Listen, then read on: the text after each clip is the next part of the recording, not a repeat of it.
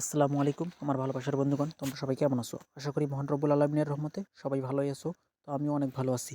আমি কবুতরের বাচ্চা বিক্রয় করার জন্য ধরতেছি। সব কবুতরের বাচ্চাগুলো একসঙ্গে করে নিয়ে আমি বাজারে গিয়ে বিক্রি করে আসব। তো এই দেখেন, সবগুলো আমি এক এক করে ধরতেছি।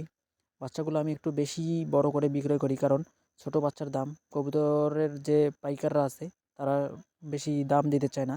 তো সেজন্য আমি একটু বাচ্চাগুলো বেশি বড় করি।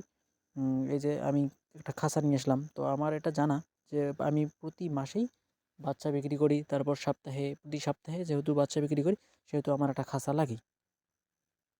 অবশ্যই আমার একটা খাঁচা থাকা দরকার। প্রথম দিকে ভুল হয়েছিল, পরে আস্তে আস্তে সব ঠিকঠাক হয়ে গেছে ইনশাল্লাহ।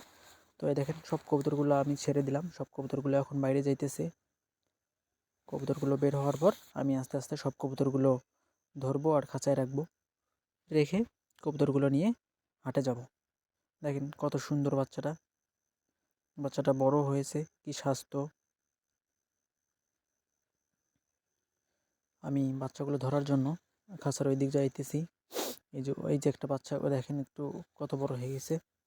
আমি ঠিক এত বড় করেই বাচ্চা বিক্রয় করি। দেখেন উড়ে এক জায়গা থেকে আরেক জায়গায় যাইতেছে।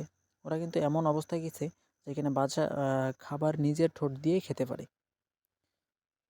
দেখেন কত চালাক। এই যে একটা ধরলাম। এক করে সব বাচ্চাগুলো আমি ধরবো এবং ধরে বাচ্চাগুলো বিক্রয় করার জন্য বাজারে নিয়ে যাব। তো আমি আর যারা সঠিক তথ্য জানতে চান, অবশ্যই আমার ভিডিওটা দেখবেন।